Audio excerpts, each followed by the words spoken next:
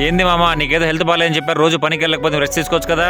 నా భార్యకి ఆరోగ్యం బాగలేదురా, అందుకే పనికి పోతాను. అవునా, సర్లే, అట్లయితే రేపటి నుంచి మన పొలంలో పని ఉంది, పనికి వచ్చే సరేనా? సరే ఎల్లుండి వస్తానులే. ఏవండి, పని నుంచి వచ్చేసారా? బ్యాగ్ ఇటు ఇవ్వండి. ఏమైంది అలా డల్లుగున్నారే? గుండెలో ఏదో నొప్పిగా ఉన్నట్టుంది. అవునా, ఇంట్లో పదండి, రెస్ట్ తీసుకుందరు.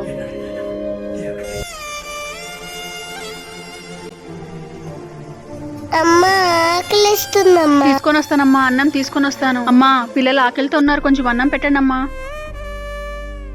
అమ్మా ఆకలిస్తుందమ్మా, కడుపు నొప్పిగా ఉందమ్మా. అమ్మా ఆకలిస్తుందమ్మా. కొంచెం ఓపిక పట్టండి రా, తీసుకొని వస్తాను. అమ్మా ఏ నాన్న, కొంచెంసేపు రా. అమ్మా ఆకలేస్తుంది, కొంచెం అన్నం ఉంటే పెట్టండి అమ్మా. కడుక్కున్నాడు, పని పట్టలేదు, పోనీ ఇక్కడ నుంచి. అన్నం తెచ్చావా అమ్మా? లేదమ్మా.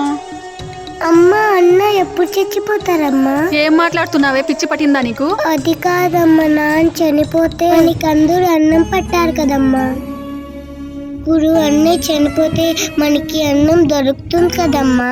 ప్రకాశ చీకటిలో ఎకేడ